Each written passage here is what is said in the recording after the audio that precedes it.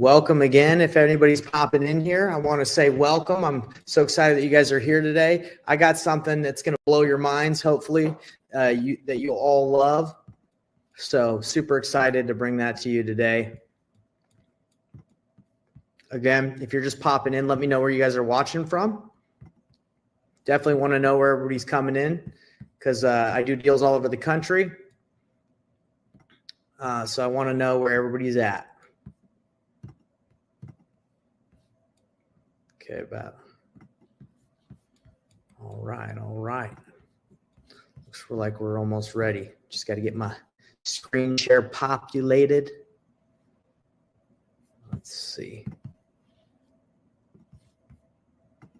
Share my screen. Okay, here we are.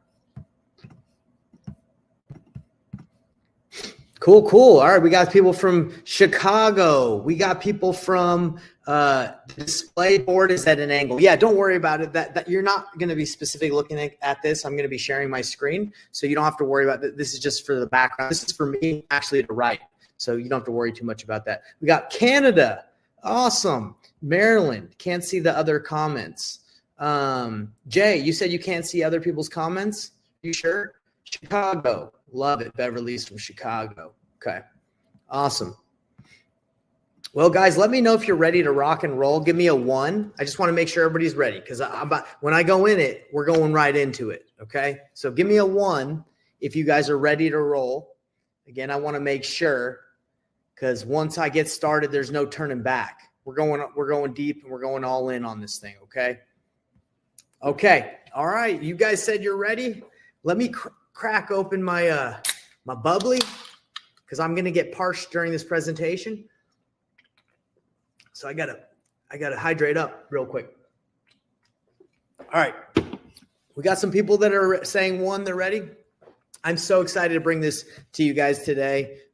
Super pumped. So let's go right into it. Let me share that screen for you.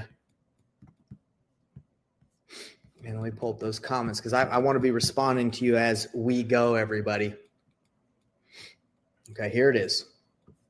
Okay, we got another one. All right, you guys ready? You can see the screen, ready to roll? No problems? Okay. All right.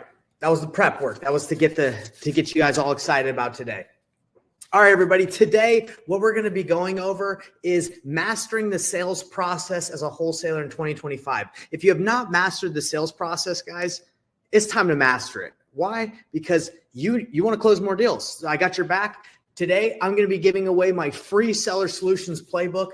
It's going to go over all the different options that you can offer a seller instead of just wholesaling specifically, instead of just doing that. Because if you're just relying on wholesaling, you're making a mistake. You got to be able to do multiple different extra strategies. So I'm going to be giving you my seller's solution playbook. You're going to be getting that for free if you stay to the very end. So that's it, everybody. We're going to dive right in. If you want to crush 2025, let me know right now. Just comment, yes, Nate, I'm ready to freaking crush it, or just type in crush. I want to know. Are you guys with me? Because this presentation, I spent like 5 hours making this thing. This is crazy. Maybe I shouldn't have spent that long, but I really wanted to deliver for you guys. So deliver for me and just say crush, say yes, let's freaking go. It's time to go to the next slide, everybody. Let's freaking get into it. Okay. So if you don't know who I am, quickly, I'm going to let you know who I am because a lot of people are like, who's this guy and why should I listen to him?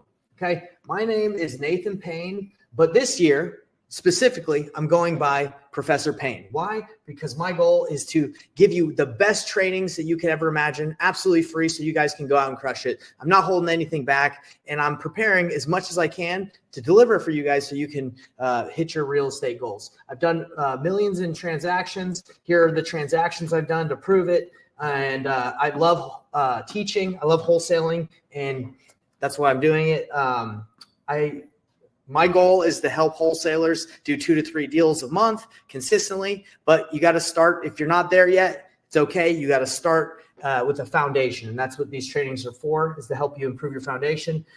Founder of Painless Flipping. Obviously, my name's Nathan Payne, so I call what I do Painless Flipping, and the apprenticeship program that I have where I work with people individually. Okay.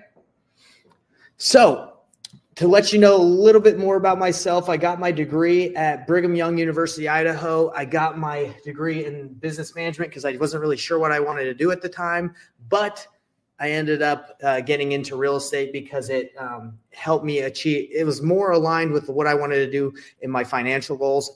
But really, guys, I wanted to be a teacher. My whole life, I wanted to be a teacher because I enjoyed working with people. But being a teacher didn't align with my financial goals. But luckily, now that I know how to teach wholesaling, now I know how to teach real estate because I've done it, I can align my passion of teaching and include it with real estate. Okay, I love teaching. My goal is to make wholesaling simple. When I first got into wholesaling, it was actually kind of confusing. Like, how do I talk to sellers? What do I do? There's a lot of different steps here. And are you with me, guys? Like, do you agree? Like, wholesaling can be a little confusing when you don't know how to market, how to talk to sellers, how to dispo. There's a lot of different things. It's a very simple concept, but it can be complicated, especially if you overcomplicate it. So my goal is to make it simple. And these are a few of the people that I've taught. And some of the clients I've had, some of the people that I've just given advice to.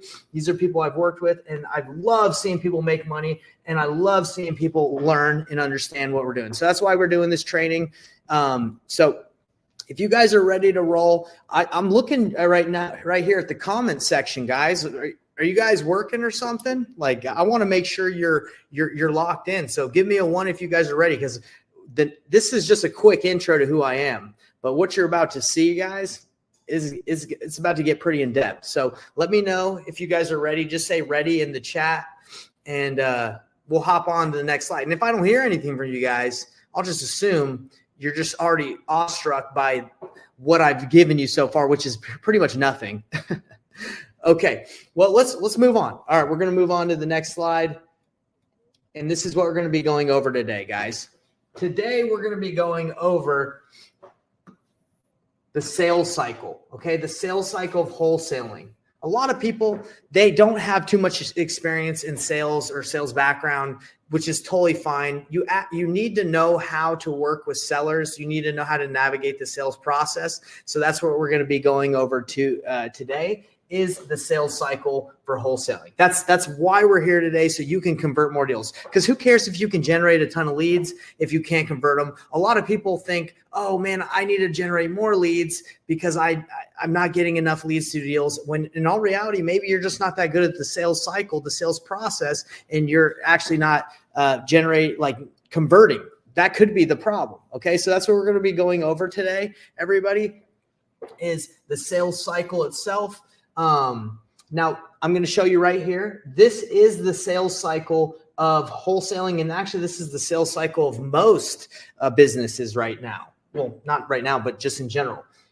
You're planning your sales activities. Okay. So if you guys look at this graphic right here that I got, most of the training and most of my education and sales that I love is from Franklin Covey, the sales guys. Amazing stuff, which we're going to be going over today.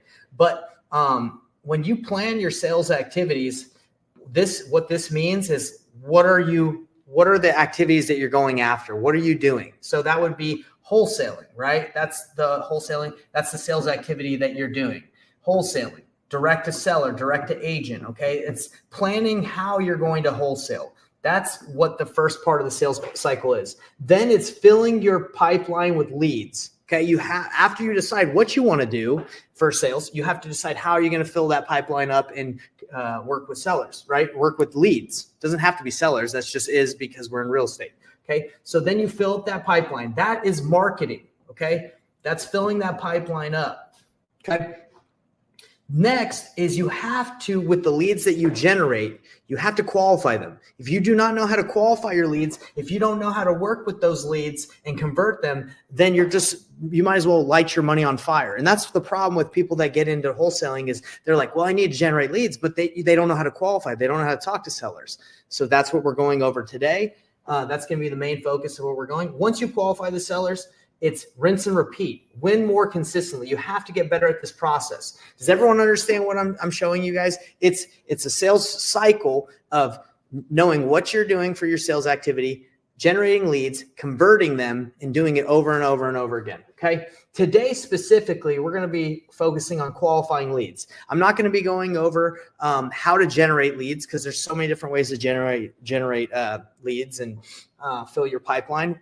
That can be for another lesson. But this one is specifically on qualifying your opportunities and then closing deals. So my question for everybody that's watching this is, what's the biggest challenge that you guys have in the sales cycle? I want to interact with you. I want to know what you're facing.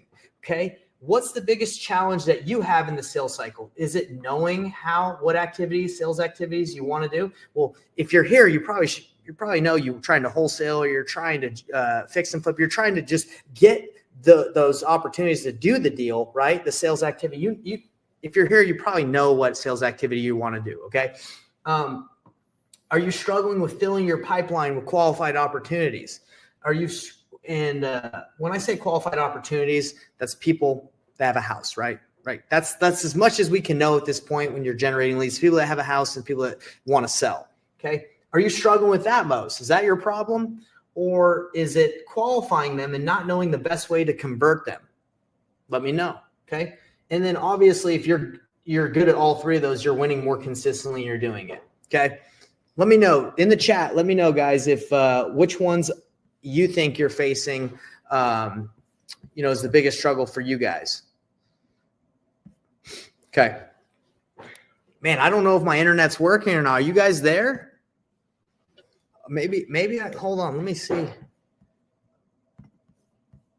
I feel like you guys are sleeping, or maybe it's just my internet. I don't know. I see there's people in there, but I don't know if you guys are with me. Is anybody there? Give it 1, 2, just say something. Anybody?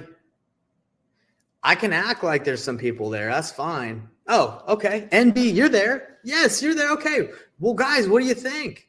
What is your biggest problem in the sales cycle of wholesaling, right? And if it's okay if you guys are like, hey, I haven't even wholesaled yet. Like, I don't even know what a sales cycle. That's okay. At least you let me know where you're at, because again, I want to gear this training more towards you all, so I know how to make this the best lesson possible. I'm not just yapping up here. I want to make sure you guys are doing. So NB, Wellington, where do you feel? And if you're not there yet, where do you feel like your problem would be? Would it be in knowing how to have conversations with sellers? Would it be in filling that pipeline?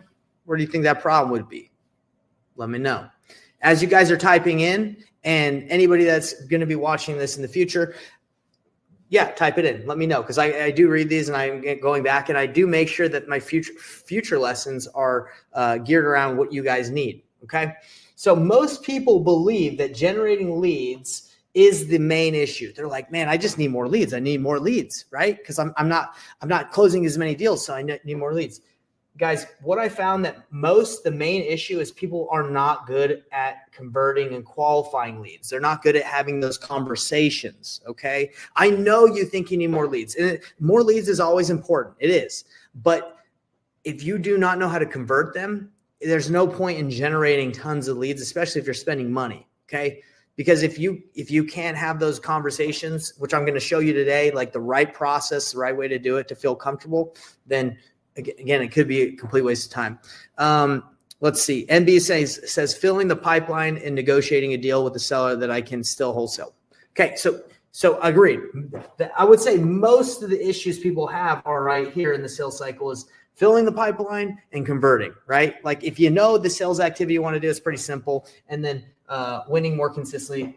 If you're good, you're going to keep doing it, right? So agreed, right? That's the main issue. But I would say let's focus on qualifying opportunity, because there are opportunities everywhere, right? That you can fill the pipeline. You can do direct to seller, direct to agent, direct to wholesaler. There's so many different opportunities, but can you convert them? All right. So that's where we're going. And sorry if I'm just beating you guys, but again, I don't want to just be talking up here. I want to make sure I'm helping you out. So if you guys are with me, give me a 1 in the chat and just let me know you're with me, because we're going to the next slide, and I'm going to make sure that I'm delivering and coming with the energy. So give me a 1. NB, appreciate you Beverly, thank you, Beverly. Awesome. Good to see you. All right, let's go to the next one. Next slide, where we talk about the types of sellers that you can work with. Okay, there's a lot of different sellers you can work with, everybody. You have direct, and by sellers, I mean like types of people that you can work with and do deals with. Okay, in the sales process, the process I'm about to show you works with any of these type, but we're going to be focusing specifically on direct to seller. There's direct to agent, that's doing deals on the MLS. Okay, there's direct to wholesaler, that's JVing with wholesalers. And then there's direct to seller, where you're working with sellers that are in pre-foreclosure, probate, tired landlords, vacant properties, etc. Enter in any level of motivation. We are going to be focusing on direct to seller today and working directly with sellers that are not listed or already under contract with a wholesaler. We're going directly to these people. Okay, when you fill that pipeline, we're filling it with people that are off market. All right. Drop seller if you guys have ever talked to a seller directly. Actually, that's important for me to know. I want to know if anybody that's in here or will watch, have you ever talked to a seller directly, or have you done most of your deals direct to agent? Have you done most of your deals direct to wholesaler? Or have you never done a deal before and you're just learning, which is completely fine. Type seller if you guys have ever talked to a seller before. And if you haven't, this is the perfect training for you, because now you're going to know exactly how to talk to a seller. And if you have talked to sellers before, now you're going to know the best way to do it. Okay. We got NB in here. He's saying he or she, NB, I just see NB. Those are the initials. They're saying that they have talked to a seller. I would probably say that most of the people that are watching this right now probably haven't done a deal, which is completely fine. We got someone else saying, my only issue is finding good active vibes. I have a few agents that send me, it says vibes, but I don't know if that was the right word. I have a few agents that sent me some off-market properties already this week, but I had to pay because I need buyers. Had to pay to paid. Not 100% sure what you mean by that, John, but it looks like you are saying that you work direct to agent, which is cool. That's definitely cool. We got another one saying to get a seller deal and buyer at the same time, the best way to close. Okay, that's what Wellington's saying. He's saying that what he's struggling with is to get a seller deal and a buyer at the same time, and the best way to close it. Well, again, we're going over this. Wellington, you're going to be know exactly at least how to have the best conversations with sellers. And if you do deals the painless way, like I do it, you can find buyers the same time that you're working with a seller, even if you don't have it under contract, because that's the best way to do it, instead of just waiting, getting under contract, and then trying to find buyers. If you can do it simultaneously by having great relationships with buyers, leveraging them to help you in the negotiation, it's just a full-blown process that's good, okay? All right, guys, thanks for the participation. I'm loving it. It's picking up. The participation is picking up, and I like that. I love it. All right. So next slide, everybody. Why sales skills matter. If you guys are watching this presentation and you're like, look, I'm snoozing, Nate. Why do sales skills even matter? Who cares about that stuff? I don't need to know that. I'm going to tell you why it matters, because I have a story. All right, guys. When I came from door-to-door sales and went into wholesaling, I thought I was going to crush it. I absolutely thought I was the man at selling. I was like, oh man, I did door-to-door sales for 6 years. I sold tons of accounts. I was one of the top reps in the company. Yeah, I got this. I know how to sell. So I had a lot of sales experience, right? When I was 19 years old to 21 years old, I went on a mission for my church where I talked to people about Jesus for 2 years, got a lot of no's. So that's not technically selling religion or sales, but I would say I was good at talking to people, overcame the fear of talking to people. Then from 21 to about 26, I did door-to-door sales while I was in college, and I ran sales trainings, and yeah, it was good, and I would go sell. So after door-to-door, after college and door-to-door sales, I quit that, and I went right into wholesaling, right? And I had no experience with selling homes or talking to sellers, and I thought I was going to crush it. I'm like, oh man, I'm going to be good. I know what I'm doing, guys. Nothing could be further from the truth. When I moved into wholesaling, I struggled bad because when I was talking to sellers, I was trying to convince them that they should go with a low cash offer. I wasn't saying, hey, go with a low cash offer. I was saying, hey, you should, we can buy your house. It's fast, easy, and convenient. And we pay all your closing costs and you don't have to worry about anything. And I was pitching that to everybody. I was pitching that to everybody when I was cold calling, and they're like, get lost, dude. Or like, I'm not interested. And I was sitting there like, what in the world's going on? I thought like, people don't want me to buy their house. They're not interested. I didn't get it because I was number one, when I was filling my leads with my pipeline with leads, I was filling it with people who were not the right people. Right. I was trying to convince everybody that they needed to sell. Right. But what you realize is you have to find the right opportunity and you have to have the right conversation. So my sales skills from door to door, when you knock on a door and you try to convince someone that you can give them a better deal, does not work, right? It does not work in wholesaling. The traditional way of that a lot of people were taught, at least I was taught, where you can convince and sometimes even pressure tactics didn't work. So I had to learn a better way to sell, right? I had to learn a better way to understand how to help people succeed and accomplish what they're trying to accomplish with their goals. Okay. So and what we're about to get into is the sales process. If I would have known this sales process I'm telling you right now, I would have crushed both wholesaling in the beginning, which I eventually learned it. And I would have crushed door to door, even more than I did on door to door. Right. But yeah, if I would have known that. So let me ask you guys, drop a 1 if you've ever felt this in the same situation as me, where you're like, oh, I'm good at talking to people. I'm good at sales. But it just hasn't worked out for you, or it didn't work out until you try to improve your sales ability. Let me know. Give me a 1 if you've been in that situation where you're like, you thought you had the skill set and you were just going to close everything. And now that you're in wholesaling, you're like, oh man, this isn't what I thought it was. This is a little harder than I thought. Let me know. Give me a 1 because I'd love to hear your guys' feedback. Okay. So, and let me tell you guys, right here in this book, this is where you guys are getting a lot of the training for today. Is Franklin Covey sales training. It talks about how to pretty much sell the right way. A lot of us are taught the wrong way to sell, pressure tactics, trying to win-lose situations where you win, but maybe the seller doesn't feel like they won. I studied this, and this is the way to sell. Okay, so we're going to be going over that. And then this is another book that I studied. It's called Let's Get Real or Let's Not Play. This is another sales book that is absolutely incredible. So if you guys are wondering, hey, did I just make all this stuff up? Absolutely not. This is stuff that I've learned through studying and practice. So let's dive into the next slide. So what is this sales process I keep on talking about? Okay. Why is it so important? Okay, so I call this the painless sales process, all right? And I call it the painless sales process mainly because it is painless. It's very transparent, okay? Transparent. There's no pressure. Who wants to sell? Who would like to sell like that, where there's no worries? If it works out, great. It's just a really chill way to sell. Like, hey, if this works out, great. If not, no problem.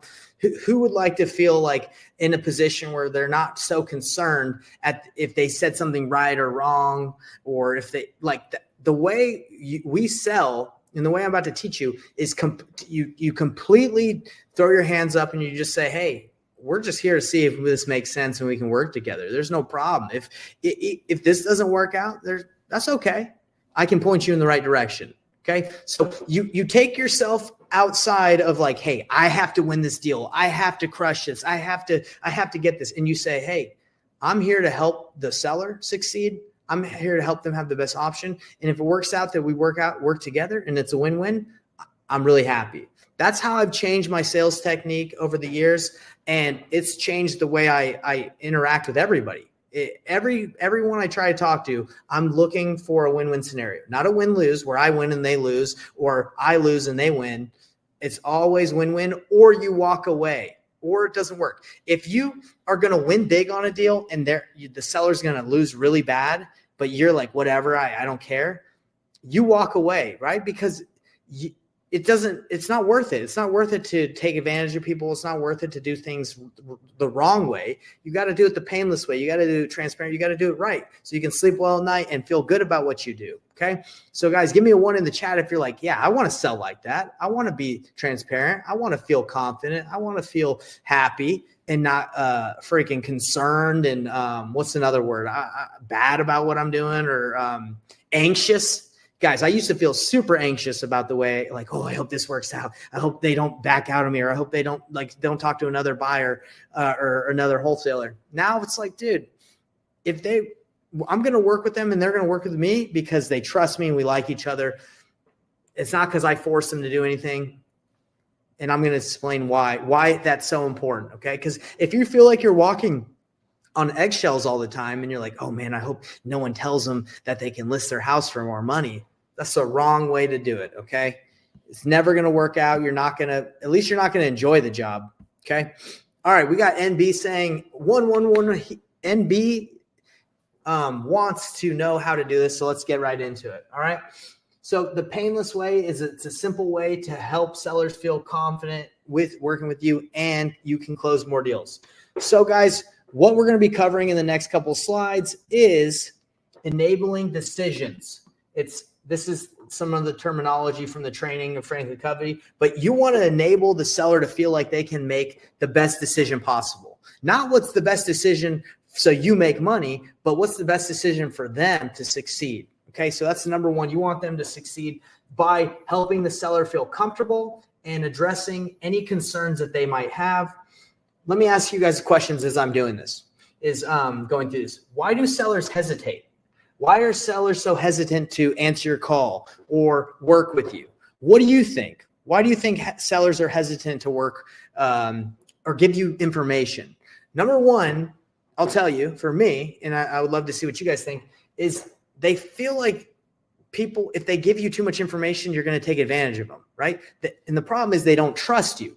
They don't trust really anybody because they think everybody's trying to take their house. Okay. So trust is a big issue. And that's a big issue in life in general. Like, how many of you guys see stuff on social media and you're like, see some guy driving a Ferrari and you're like, I don't even know if I can believe that. I don't know if I trust that that's real. It's hard to believe things these days. Like even if you see it with your eyes, you're like, I don't know. Is that AI? Is that even real? So I think trust is a big issue. What other issues? What other things make you guys think sellers hesitate? Type it in.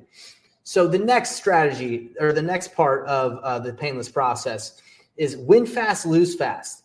You have to qualify leads quickly. Okay. And you have to get them in or out of your pipeline as fast as you can because you can't be wasting time. When I first got started and I had like 1 or 2 leads, I would hold on to that lead with all my might and I would be wasting time because it just wasn't the right time, but I was trying to force it. I had a lot of girlfriends that it was like that too. It wasn't the right fit. It wasn't the right girl, but I just held on because I was like, oh, you know what? I don't have enough prospects. I'm just going to hold on and hope this works out. If any of you have felt like that when you've been dating people in your life where you're just like, look, I don't want to look anymore. I'm just going to try and make this work. Get that out of here. I used to do that. Comment a 1 if you feel like that. And comment a 2 if you're like, hey, I'm not here to talk about my relationship, Nate. But anyway, win fast, lose fast. In dating or in sales, get in fast. Like you got to find out if it's going to work out. You don't have to, don't wait. Don't try to force it. Qualify leads quickly and avoid wasting time. All right. Time is our most important resource. It's our greatest resource in life. So don't be wasting it. All right. Another question I have for you guys is who's wasted time on a bad lead? Me. I spent a year following up with an old lady who wasn't even really going to be able to make the decision to sell her house just because she would answer the phone and she said she wanted to sell and I was new. So I would just talk to her. I spent a year talking to her. And then eventually, like one time I was talking to her and her daughter, like I'm talking to her on the phone and her daughter comes in and she's like, who are you talking to, Grandma? And she's like, oh, I'm talking to a guy who wants to buy my house. And she's like, give me that phone. And she took the phone from Grandma. She's like, leave my grandma alone, you scumbag. And I'm like, oh my gosh, like I wasn't trying to do anything to the grandma. Obviously, I was talking to her for a year. I thought she wanted to sell, but then I realized, hey, like there was no reason to talk to that lady for that long. It just like she wasn't even going to be able to make the right decision. If anything, I needed to ask her, hey, look, is there anyone else involved in this decision-making process? Are you sure you can sell it? Blah, blah, blah. I would have dug in deeper like I do now, which I'm going to show you. So anyway, who's wasted time on leads? I have, and like I said, guys, that story of the lady calling me scumbag, I wasn't a scumbag. I thought she wanted to sell. She told me she did, but it came off like that. I should have found out faster, okay? So handling objections is the next part of the process. Guys, if you hear an objection, it's the saying, if there's an elephant in the room, like you got to call it out, right? Or if you feel like there's something wrong, freaking call it out. Handling objections. If you just wait, if you hear an objection or something that sounds a little off and you're just like, oh, whatever, we'll keep going and I'll keep asking, questions about the property condition and then I'll make my offer and I hope it all works out. No. If I feel something's off, I call it out. That's what handling objections is. You have to build that trust by saying, oh, hey, you just said something. And before we move on, I want to make sure I understand what you meant. Okay. Build that trust. If you feel something's off, talk to the seller about it, overcome the objections. And the last question I have for you guys on this slide is, what's the hardest objection you've ever faced? Okay. I'd love for you guys to share it in the comments. For me, the hardest objection I ever faced, well, there are objections that probably you can't overcome. Like, for example, the grandma, let's go with that one. That was a tough objection. Like, quit talking to my grandma, you scumbag, and she hung up. Like, how am I supposed to overcome that? Well, I would say I didn't even do the process right. So overcoming that objection is pretty dang hard. She already thinks I'm a scumbag. What am I going to do? Like, text her, hey, I just wanted to prove to you I'm not a scumbag. I don't know. That was a tough one. Okay. That's a really tough one to overcome, but that's not something that a lot of you guys face. And you won't face that if you deal with this process of enabling decisions, winning fast and losing fast, and handling the objections as soon as they come. Stick around, guys, till the end of this. If you're watching this, stick around because I'm going to be giving you my seller's playbook that's going to show you all the different options that are available to you guys to do more deals with sellers. So you're going to be getting that. I just have to remind you in case you guys forgot that are watching this. Okay, I'm going to do a little check-in. All right, we're about to dive in deep into the painless sales process, but I've got to make sure that you're with me, everybody, because I want to know who's there so I can talk directly to you. Because again, this is for you. So give me, just type in the word here if you're watching this. Okay, if you're live, and if this is live, you're watching it in the future in an encore recording. Just type it in too, because I read these. So type in here. Okay, Beverly, good to see you. Lisa, oh Lisa, love it. Jawan here. Okay, let me ask you guys before we move into the next slide. How are you vibing with this? Does this make sense? Are you understanding it, or am I going too fast? I want to know. Wellington, thank you. Are you guys vibing? Because is this good? By the way, is this good?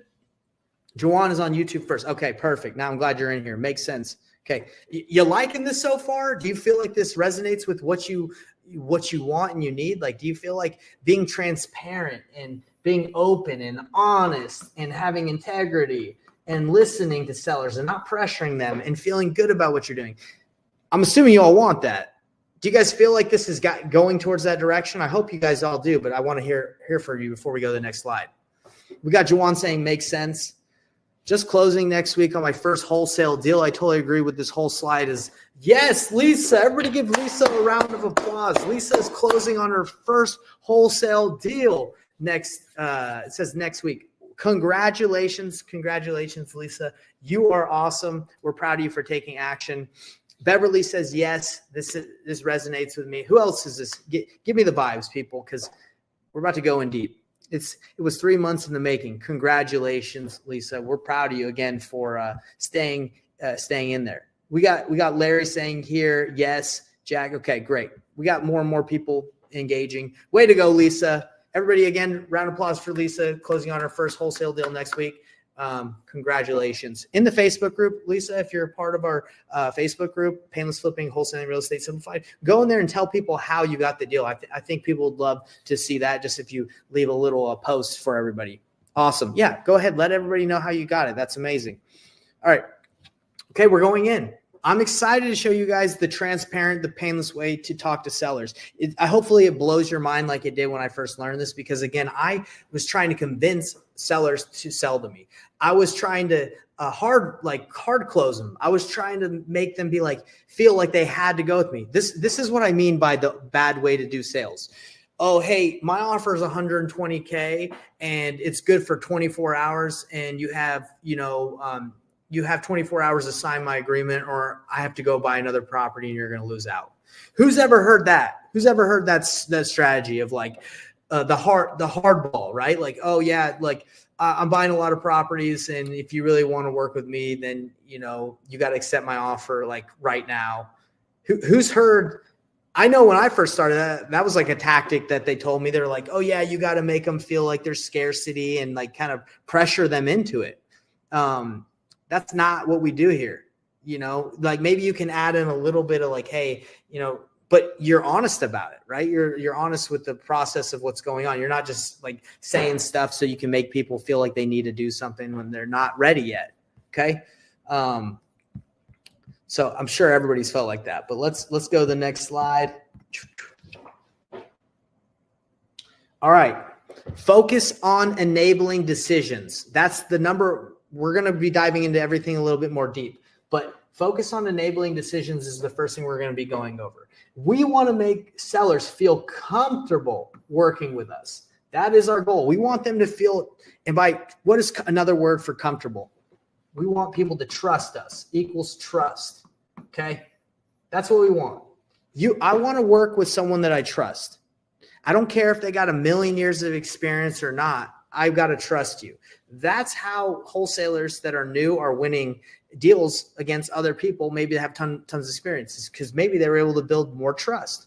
Okay. Does everyone agree that trust is what usually gets deals done, whether that's a buyer trusts you, a cash buyer trusts you and you get it done, or a seller trusts you? Trust. So how do you build that trust? With open conversations, enabling decisions, honesty, being transparent, not forcing people to work with you. If you can show people that you want a win-win situation and that if they don't work with you, it's fine, they're going to feel more comfortable working with you. So that's what we mean by enabling decisions. When you talk to a seller, you want to start with the end in mind. You want to let them know why you're talking to them. Hey, this is an example.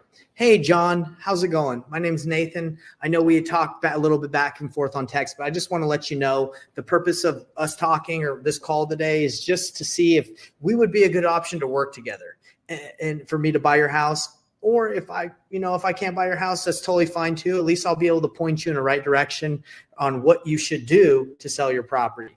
But anyway, that's my goal. Does that work for you? Does that sound good?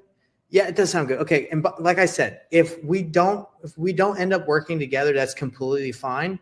At least you'll have more information and you'll know a little bit more on what you should do for the sale of your property. Okay. So that's the end in mind. You're letting them know, hey, if we work together, great.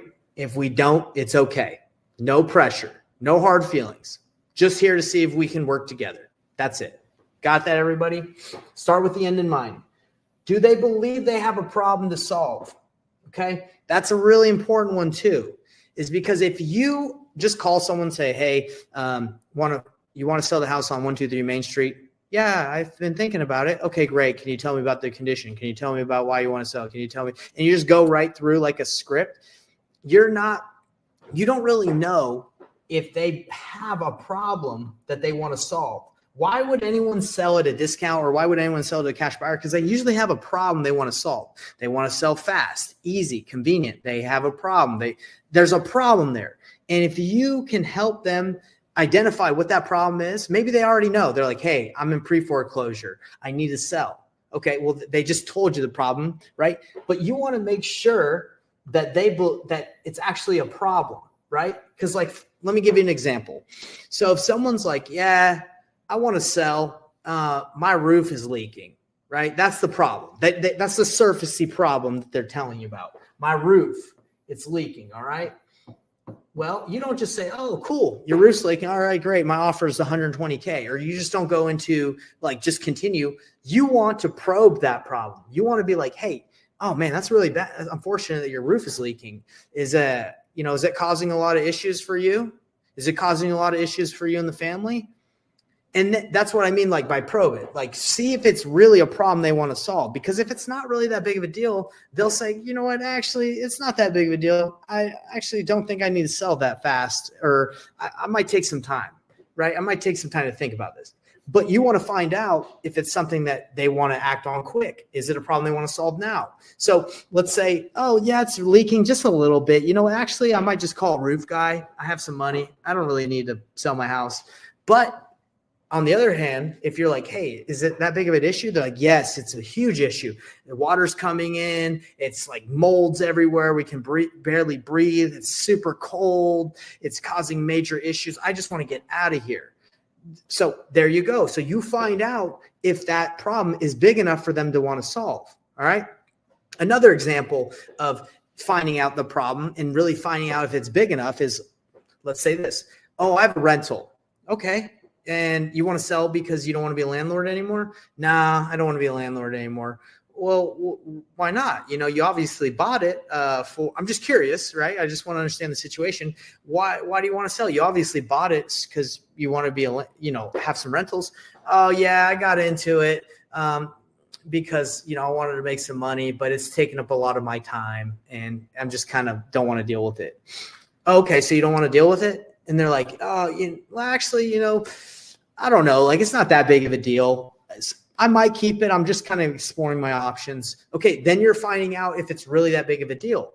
But if you're like, oh, you might want to keep it, you might not. Oh no, honestly, the tenant is terrible. It's just been super annoying. Every tenant I've had there has been an issue, a problem. Every time they move out, I got to pay money. I'm losing money. I'm bleeding. Like I'm spending a lot of money. I'm throwing away good money after bad. Then you're identifying if that issue is really that big of a deal. Okay. I kind of beat this one up really good because I'm telling you guys, this is really, really important in the sales process. You got to let them know why you're talking, and you have to help them understand and believe if they actually have a problem that's big enough for them to do something about. Because if there's not a problem big enough for them to do something about, they're just going to drag their feet, and you're not going to get a deal. Right. So one last example, and then I want to ask you guys if you guys are vibing, if you guys understand what I'm saying. Seller, you're talking to a seller. They say, I have a giant house and I'm thinking about downsizing. That's their problem. That's why they're talking to you, because they're like, I might sell. I got a big house. I'm thinking about moving into a smaller house. Okay. Does that sound like that big of a problem? Not really. Does that sound like something where they're going to really act fast and they're going to be like, yes, I will sell. I need to take care of this thing. Now, I'm not saying you can't work with that person, but it's not going to be the typical person that we work with necessarily that's like, yes, I need to go.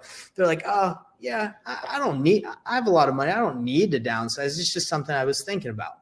So then you take that problem and you say, okay, so it doesn't seem like that's that big of a deal to you then if you sell or not. Now, I'm just talking to you because you called me.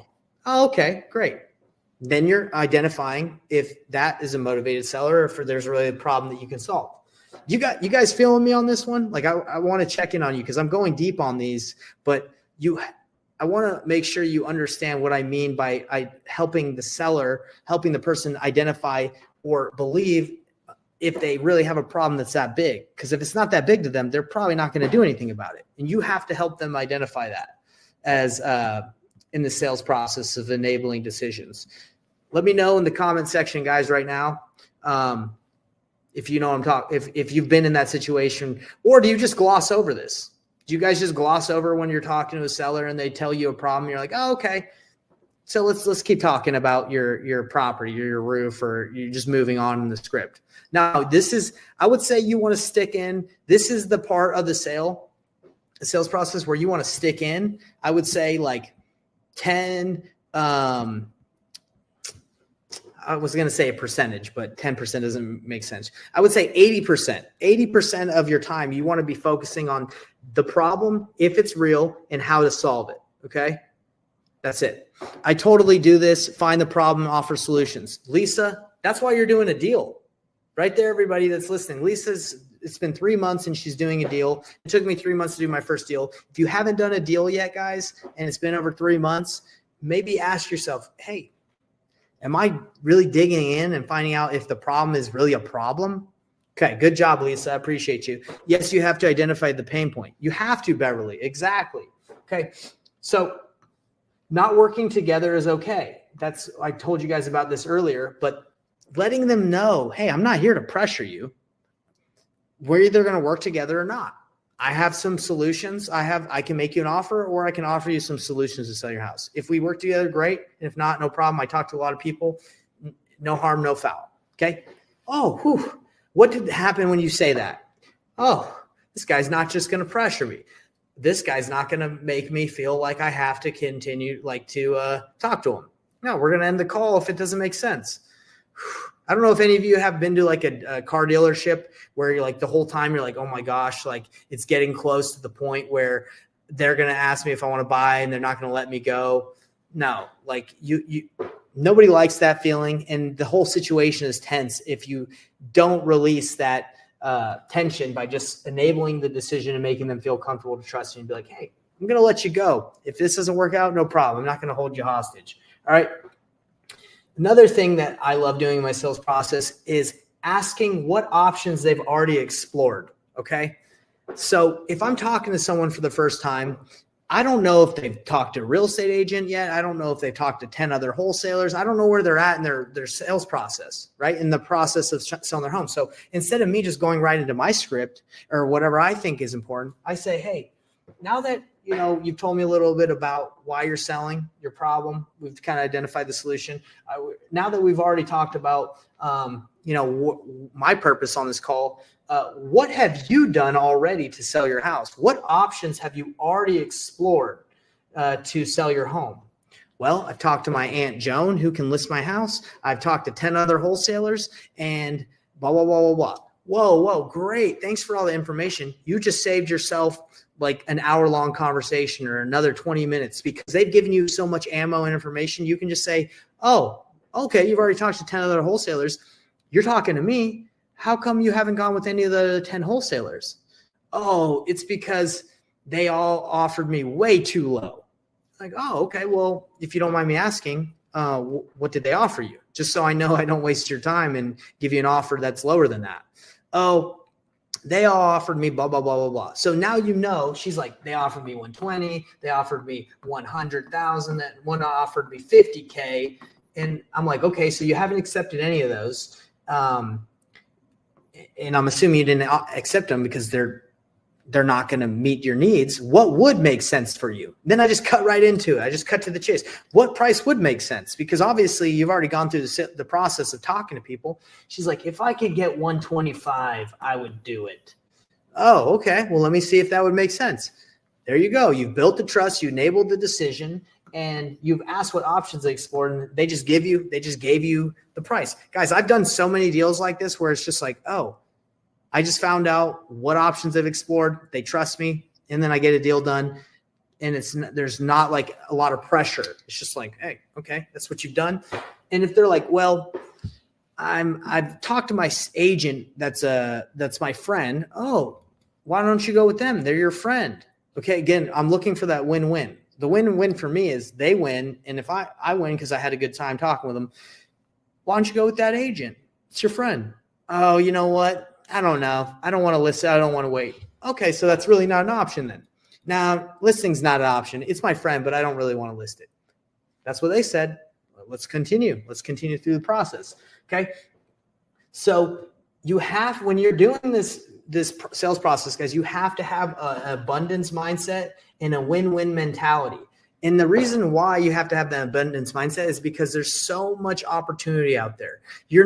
If you cling on to that one lead and you're like, oh my gosh, I have to get this deal. You have that sales breath and you're like, oh my gosh, like if I don't close on this one, my life will not be the same and it's not good. There's a lot of opportunity out there, guys. You have to believe that, because if not, then it's going to come through in your energy, your aura when you're talking. Just let them know, hey, I'm here for you. I'm here to help you out, help you to make the best decision possible. Okay. Guys, what's the most common hesitation sellers have? Okay. We kind of discussed this a little bit before, the most common problems that sellers have with salespeople. This is mine: trust and feeling pressured. I think that's the most common hesitation when they don't want to give you information. It's because they don't want to have it used against them. They don't know who you are. They don't trust you. Type in the comments what you guys believe is the most common hesitation sellers have. I'm interested to see what you guys think.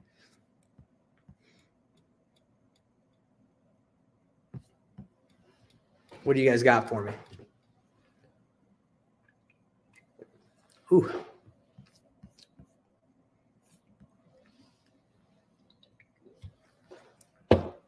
I might have just taken the main one, to be honest. Trust, that must be in my opinion, I think that's the main hesitation they have.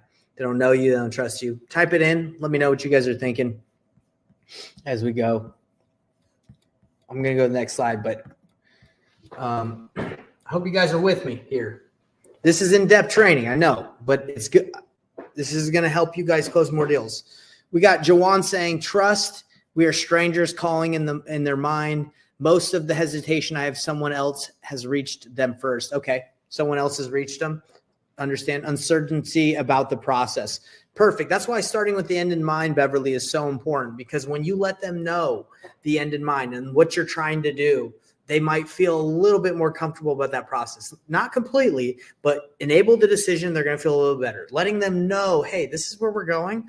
And if it works out, great. And if we don't work together, that's okay. But at least I'm going to point you in the right direction. Okay. All right. Win fast, lose fast. We talked about that. Okay. You have to move quickly through your leads, guys. Like I was telling you, when I was dating a lot, I would hold fast to the girlfriends I had because I didn't want to go look again. I wouldn't say I was lazy. I just didn't like the process of looking. You might feel the same way in sales. Like, oh, I don't want to generate more leads. I don't want to prospect anymore. Let me just try and make this square peg fit in a round hole. Let me just try and make it work. That's not how it works, guys. You got to win fast, move quickly, and win fast, lose fast. Qualify the leads fast. Get to yes or no. Are we a good fit to work together? Do you want to sell your house? Yes or no? No, I don't. Oh, yes, I do. But I'm not sure if I have all the time in the world. I don't really need to sell that fast. Okay, well, you don't? Boom. Okay, well, maybe we can follow up. Here's my information. I'll put you in a drip campaign. You want to work with the hottest leads. Avoid wasting time on unmotivated sellers. I've done it, people. You can spend a year following up with someone that's unmotivated. That doesn't make it worth your time, okay? Follow up with hot leads and keep momentum going, all right? I've already told you about the story with the grandma. Have you guys ever wasted too much time on a unmotivated seller? Comment waste wherever you're watching this, whenever you're watching this. I want to know if you've wasted time on a seller like I have. And I got way more stories than the grandma. Guys, when I was first starting, I would waste time with everyone because, again, I had limited leads. So I was like, I got to make this work. Don't do it, okay? It's better to spend your time prospecting and learning how to generate more leads than waste time on someone who's not motivated after you've had these conversations, okay? Let's see. All right, everybody. So the next thing is overcoming objections. All right. We all face objections, especially people that don't do this process. You're going to get a lot of objections, but you have to slow down when you hear something that doesn't sound right. All right. Everyone's felt that when they hear something and they're like, did I hear that right? Okay, never mind. I'm just going to keep going because whatever. I don't want to stop the momentum. No. Handling objections the painless way. What are yellow lights? That's what we're going to be discussing today. This is technically a yellow light, but what does it mean in the sales world? Yellow lights are concerns or hesitations that can slow down or derail your deal if not handled properly. Okay. Again, if it feels off, call it out. Okay. When you notice a yellow light, slow down, everybody, and explore it. When I say, I'm going to say this, and hopefully this makes sense for everybody. You have to slow down sometimes to speed up. Okay. If you just keep going, if you don't slow down, the the car is going to stop completely eventually. Like if the deal goes south or something, like if it doesn't work out because you didn't slow down. If you just keep going, there's something that probably can derail the deal. But if you slow down, eventually you're going to go faster, slow down to go faster, because you handled that objection and you handled what was going on. Okay. So that's what I mean. If you notice a yellow light, if you notice something off, talk about it. Okay. That's what friends do. If your friend comes in and is like moping around, like, oh, all sad, and you're just like, I'm not going to ask. Who cares? You wouldn't do that with a friend. You would say, hey, what's going on? You don't look too good. You look sad. What's up? Same thing with yellow lights. If you feel something off, freaking call it out. All right. The 3-part response for yellow lights. Okay. Use a softening statement. Slow the conversation down. Okay. This is how you're going to slow the conversation down. You can say, I have a concern, or maybe I'm a little confused, or hold on, maybe I didn't hear something right. Whatever, insert whatever. You're just slowing it down. Okay. State the concern clearly that you have. Okay. Hey, maybe I didn't understand.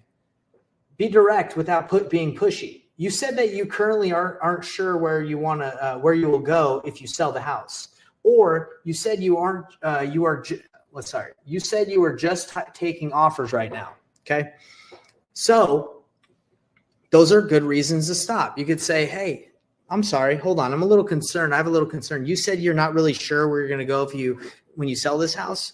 Okay, and then you go to the next step. Hand it back to them.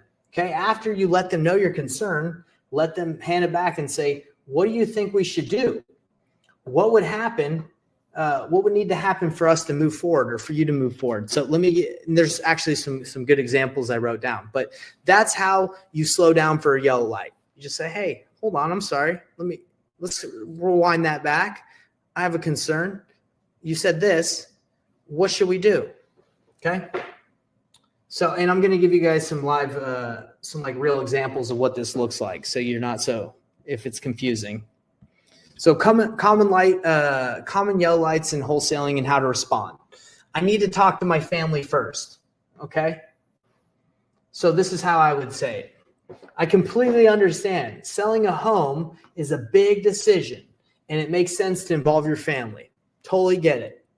My concern is that waiting to talk to your whole family could take too long and might affect the timelines if we're trying to close quickly. You're in foreclosure. You're in pre-foreclosure. I'm afraid if you got to talk to your whole family, we might not be able to hear back from them in time where we're going to be able to get this done. We just have 7 days. We have 14 days. Hand it back to them. What do you think they would say if they were here right now? Would they say, hey, you probably should sell? Hey, you probably should accept that offer? What do you think they would say? Or when can we get everyone together? Okay. That's how you would slow down for the light, right? Or handle the objection. Here's another one. I just want to see what you'll offer. I know a lot of you guys get that. I'm just here to see. I just want to know what you'll offer. Stop asking me all these questions, right? Like I used to get that all the time as I was kind of diving deep into, talking with sellers. So softening statement. I get that. You want to know what your options are. Totally get that. My concern is that without knowing more about your situation, the offer might not be as strong as it could be. And I want to get you the best offer possible, sir. So hand it back to them and say, what's the most important thing to you about the offer? Is it speed or price? Okay. So you hand it back to them. These are how you handle the objections. And it's like handling an objection from a friend, right? You show concern. You're like, hey, hold on. I'm sorry. Let me make sure I understood that. Tell them what you're concerned about. And say, hey, what should we do? What do you think we should do here? All right. And you got to practice this. This is a skill set you got to learn. And it doesn't just stick with wholesaling, right? This is in life in general. So these are the most common yellow lights that I could think about that slow sales down for wholesalers. I need to think about it. I need to take time to think. Oof, that's a tough one, guys. That's a tough one. Right. But if you handle it the yellow light way that I showed you, hey, I'm a little concerned about that. I'm concerned because if you say you're just going to take all your time to think about it, I might never know how long that might take you. I don't know if you're talking to a ton of other people. And, so what do you think I should do here? What should we do to move forward? Right. I need to check with someone else first. Okay. That's a tough one. I've gotten other offers and want to compare. I want to list with an agent instead. Okay, well, that one shouldn't come up because we've already discussed that with their options. I'm not in a rush to sell. Okay, that's like an unmotivated seller. Key tip, avoid skipping over these yellow lights, everybody. Addressing them early builds trust, and that's what we go for with the painless sales process, and prevents problems later in the process. Guys, I want to know from you, everybody that's watching this or will watch this, what are other common objections that you've seen? I want to know. So everybody that's watching, what are some other common objections? I think I hit quite a few. What are some common objections you have? I want to know what you're facing, especially Lisa, you just did a deal. I'm sure you've been dealing with some objections you've had to overcome. And just type them in there. I'm curious.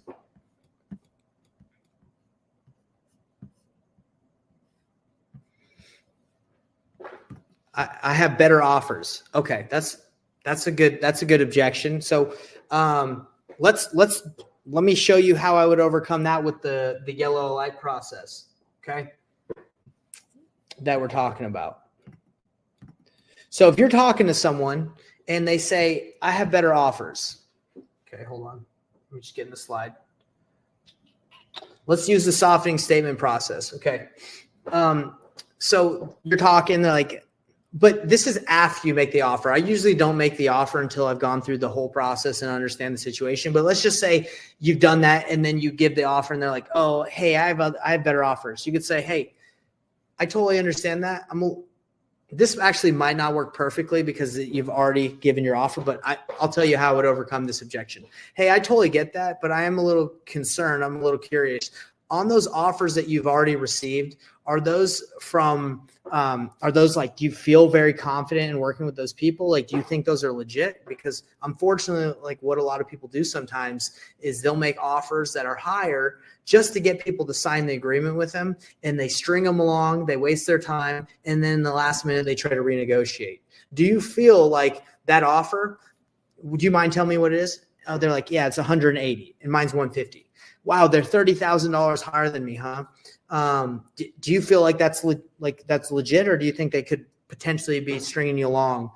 I know Open Door does this a lot. They actually did it to me. They offered me like a certain amount just so I would sign with them, and then later they lowballed me. It's very frustrating. Do you feel like that could happen to you?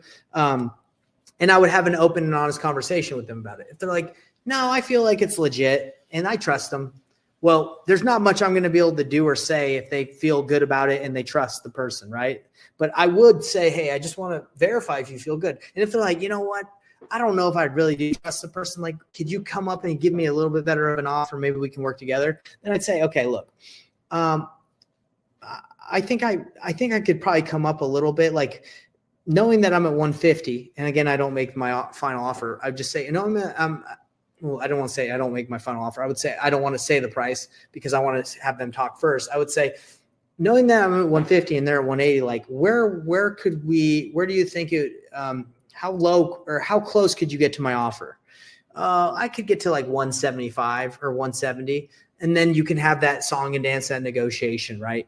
But Lisa, I don't know if that was helpful, but that's how I would probably handle if they said they had better offers. I would attack the problem head on instead of just being like, oh, okay, well, let's keep talking or let's not talk. I would say, hey, let's talk about those offers you got. I'm curious. Did they come from, people that you feel like are legit? Okay.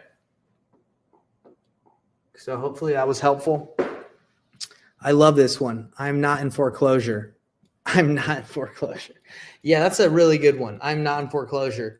You know what? A lot of the time that happens when you're calling people on the pre-foreclosure list and they say they're not in foreclosure. I would basically say, hey, look, I totally get that, but I did get your information from that list. And so either something's wrong or maybe you missed the payment or maybe your bank just messed up. But I would definitely look into it.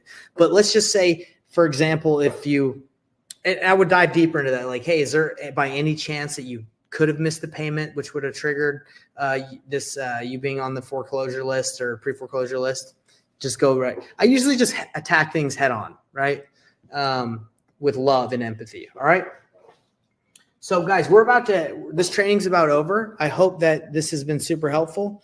My neighbor sold my neighbor house sold for more, right? And then on that one, you could say, hey, I totally get it. My concern is, your neighbor's home potentially could have just been in a different condition.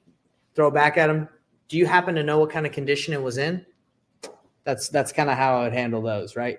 And it's nothing like you're ever trying to convince them that, like, again, you're just asking questions and you're throwing it back at them so they can make the decision and they feel like they're in control, because they are, right? You can't make them sell to you.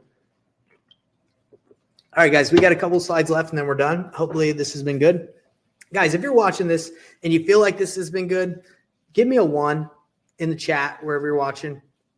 And if you feel like it's been okay, give me a 2, because, again, I want to be the best, I would say, trainer, the best professor I can for you all. So if you feel like this is a little bit, and I'm not going to be offended by any means. I'm always looking to improve. So if you feel like, this is all right, give me a 2, and then we can chat. Or we don't have to chat, but I would probably ask you, like, hey, why do you feel like that? And how can I improve, right? So 1, if you feel like this has been good so far, good information. 2, if you're like, step up your game, Nate. These lessons aren't that good.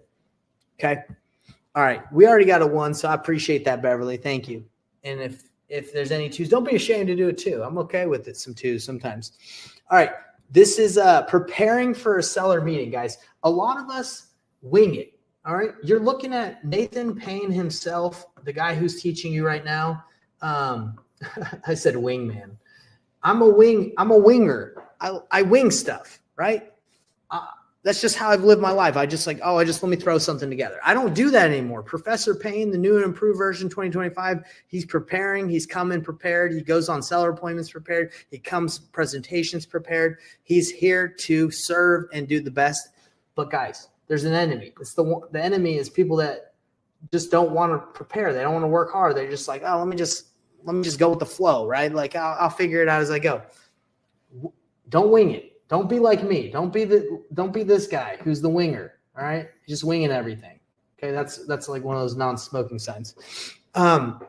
Prepare yourself for your seller meetings. Be prepared for this process and practice. Here is how you prepare for a seller's meeting. Okay, and you guys can take a screenshot of this. You guys can watch the replay. This is how I prepare for my seller meetings. I set the goal. Okay, I know what I want to achieve before I go on the appointment. Okay, what do I want to happen? Do I want to qualify the seller? Do I want to present options? Do I want to get a decision made? Do I want to help them? Okay, they need to talk to their family. Are we helping them get to talk to their family? Like, what's the next step? The goal is always next step. We need to get them to the finish line eventually. So what's the next step? Okay. Example, should we move forward and work together on a solution that meets your needs? That would be a next step. Understand the problem. If you do not understand why they're selling, you're in trouble. Okay, because you don't know if they're just going to eventually like, it's not that big of a deal, or I don't want to sell anymore.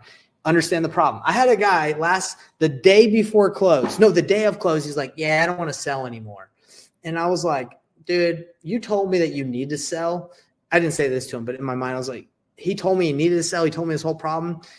I knew he was just trying to go with another wholesaler. So I said, look, man, you told me you need to sell. The fact that you're saying today, the day of closing, you don't want to sell, that doesn't add up because you're saying you need to sell.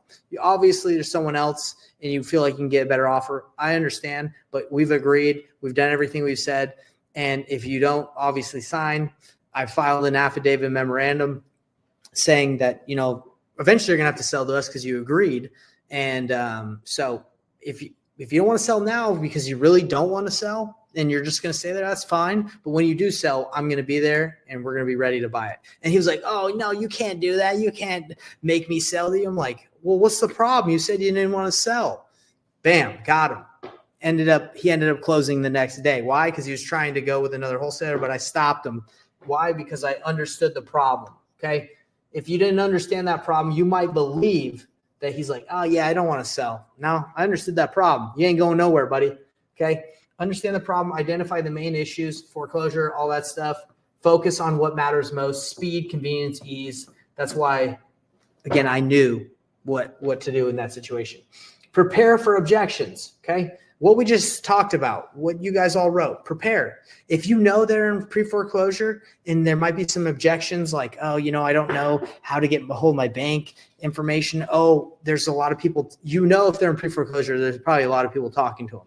So be prepared for those objections. List common objections and practice the responses with a 3-part frame. What's holding you back from moving forward today? Oh, well, I have a bunch of different offers. Well, how long are you going to be accepting offers for? When are you going to make a decision, just so I know when I can be in the mix? Precondition the meeting. We haven't talked about this, guys, but basically that's before you meet with the seller, you send a text explaining to them what you're going to be going over so they feel comfortable. Set expectations up front to avoid surprises. Example, I'd like to walk through your goals, share a few options with you, and answer any questions questions to see if we're a good fit to work together. That's a text that you could send to a seller or call them before your meeting and say, hey, this is what we're going to be going over, just so you're aware. Because a lot of sellers, they might be a little confused or concerned with the process. As I think Beverly was saying, let them know the process. Let them know what you're going over so there's no confusion and they feel comfortable. Guys, comment 1 if you feel like mastering this process would help you close more deals. That's what I really want to know. Do you guys feel like what we just went over would help you as you practice and master? And guys, it goes even more in depth than this. I only have so much time to go with you guys.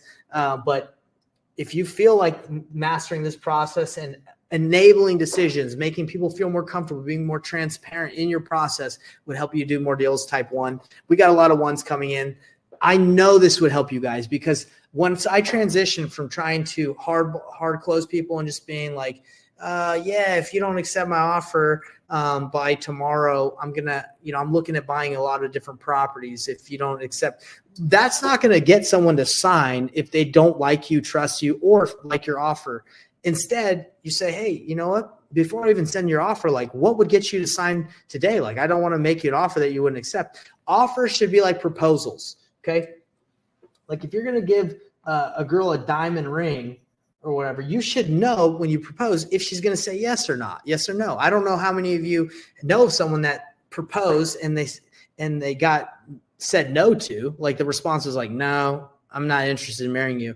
That shouldn't be a surprise in my opinion. I think that should be like, hey, if you're going to propose, you should know if the relationship is going that far, if you're all on the same page. Maybe the person that is proposing isn't taking his date through the sales process that I'm showing of enabling decisions, letting them know the end in mind. Hey, this is where I'd like to go. We're dating so we can eventually get married. Maybe he's just jumping right into it and he's hoping he can find someone that will just say yes to his proposal. That's not how it works. Okay. So it's the same thing with offers. When you make an offer, you should know if they say yes or no. A lot of people just throw out crappy offers and they hope someone will accept it. You should know. Okay. It's going to help your sales process. If when you make offers, you already know they're interested or not. All right. All right, everybody. So we're wrapping up. So you all are going to get my seller's playbook for free. Okay. This seller's playbook goes over what questions to ask, what options can you provide to sellers, novations, wholesale, BRRRR. It gives you all the different options. Your cash buyer strategy of talking to cash buyers, in the area, even if you don't have it under contract. You guys are all getting this. All you have to do is comment playbook, and we will send this to you. If you comment it, Jackie, my virtual assistant, who is awesome from the Philippines, she's going to go in there and look at all the videos and see all the comments that say playbook, and she's going to send you this. It's a little mind map right here it logged me out. Whatever, you guys kind of see what it is here. It's just a mind map that has the playbook, okay? And then you click and it has nice, cool stuff coming on. Actually, let me I'll show you guys what it looks like. Why not? I'll walk you through. I think it's pretty. I think it's worth it to walk you guys through what the playbook looks like. Okay, this says sign up. I don't want to sign up. I'm already a dang member. Log in. All right, let me log in. All right, hold on. Let me get in that playbook. A lot of here it is. Okay. So this is what it looks like. We got Wellington, Byron, Beverly, Pamela, Lisa, Jawan, I believe, Jawan L. NB, Beverly. We got a lot saying playbook. So I'm glad you guys all want it. So this is what it looks like. Okay. It's a little mind map that I created. Seller solution playbook. It says, ask these questions. Okay. And then it says, depending on what they say to the questions and what their problem is, if they want speed, no time, want the highest price, depending on any of this, it tells you what options to offer them. Cash, seller finance, novation, house currently listed. Obviously, you can't do a novation if it's listed. Cash, owner carryback program. So it gives you the options to offer depending on the questions. I tell people to start with a cash offer and anchor. Don't give a final offer. Just anchor them low and give them a range. Hey, I'd like to be within this and this in price. Then you go the painless cash buyer strategy. Hey, if it's close, if they don't accept your offer range, but if it's close, then you can say, hey, do you mind if I run this by a couple of my cash buyers? Get it under contract or not. You can run it by some of your people.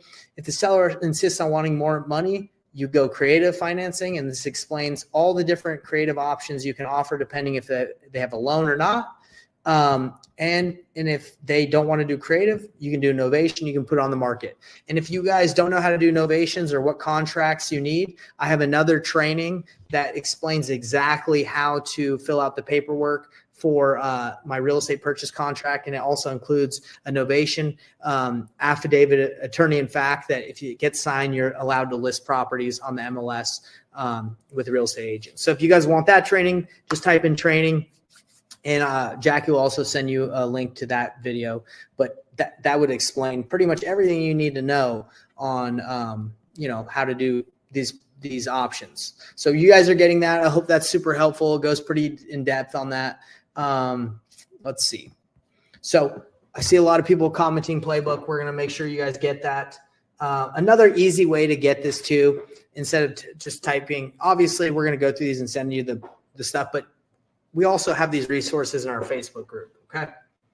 So guys, I hope this training was super helpful. I just have one last thing to ask you as we wrap up. I want to stay connected. The greatest gift that you guys could give me is if you could, wherever you're watching this or any videos that you watch from us in the future, if you could like, comment, or subscribe. I know a lot of people ask about that in the very beginning of their YouTube videos. I'm asking at the end after trying to provide as much value as I can to you guys. This is what we're up against. I'm up against is I have these trainings. I want to give as much value to the world, but they don't show my stuff. Why do they not show my stuff? I don't know. I don't know if the algorithm doesn't like brown people. I don't know if it doesn't like my face, but a lot of my stuff doesn't get shown. All right. So wherever you're watching, if you guys could like, comment, subscribe. And the greatest thing you could do, obviously, is share my content, like this video, share wherever you're watching. If you could share, that'd mean a lot to me, guys. It would, okay? Because my goal, again, is to become the #1 educator in wholesaling real estate. And I believe I have what it takes, and I believe I can give a lot to people, but I can't unless I can get this in front of people. So I need your help. Join the Painless Flipping Facebook group. It's absolutely free. All these trainings go on there, and not only that, but we give you guys support. It's honestly like an amazing coaching program that doesn't cost you any money. Okay. And obviously if you guys outside of learning for free in the Painless Flipping group, if any of you guys are interested in working with me directly one-on-one in my apprenticeship where we do deals with you, we help you one-on-one. Again, this is not a sales pitch. This is just saying if any of you have watched this and you're like, hey, I'd be interested in seeing what that would look like to work with Nathan Payne, Nathan Valley, our team, for us to help you with deals. We have a deal right now that we're working with one of our students, Carl, where he stopped a pre-foreclosure. The house was getting foreclosed on. It was an auction date. We told him how to stop it. He stopped it. Now he's working with the seller. He's got the pictures. Now we're dispoing the property. Guys, if you want to work with us hands-on at the Painless Flipping Apprenticeship where we make it painless for you, just go to painlessflipping.com. There's a little survey where you can fill it out. And obviously, if you qualify, we'll reach out to you or you book a call. And the reason why we say if you qualify is because we can't handle that many. There's only so many people we can work with hands-on. I wish I could work with everybody in the world. But anyway, so if you guys are interested in that, just DM me or go to painlessflipping.com and fill out the survey. and we'll hook you up with that. I love you all. I really do. I know you might be like, hell, how does Nathan Payne love me? He doesn't know who I am. How does Professor Payne love me? It's because I really do, guys. My goal, again, is to help you succeed. I want you to succeed. I want you all to crush it. My goal would be for you all to do many, many deals this year. And if I could be a little bit of that in part of your journey, that would make me happy. Okay. So again, love you. That's why I put a heart here. This has been Painless Flipping. And this has been Nathan Payne, Professor Payne, teaching you guys. I appreciate you all. Last thing is like and help us out so we can grow and get this from more people. Does anyone have any questions or anything they want to say before we sign out? This has been the end of the training on how to crush it in 2025 with the painless wholesaling sales process. Any questions, guys? I'm going to leave it open to some Q&A if any of you do have questions. And again, if you don't, totally cool. Just let me know. Good info. Thank you. No, thank you. I appreciate you. Thanks for tuning in. It means a lot to have you on here for sure. Anything else? Congrats again, Lisa. Go and let everybody know how you crushed that deal and how you're closing. I want to know a little bit more of that, and I want everyone to celebrate you in the group. So any other questions before we sign out, everybody? And if not, it's totally cool. Hopefully this training was gave you guys everything you needed. And if you guys do want to watch this again, there will be an encore training tonight in the Facebook group where you can watch this again. It'll just be this recording. So if you want to dive in a little bit deeper, doesn't look like there's many questions coming through here. So again, love you guys, and we'll see you on the next training. We do this every Thursday, a deep dive into a specific training. If you have a specific topic you want to learn about, just let me know, and I'll prepare a dope training for you. See you guys.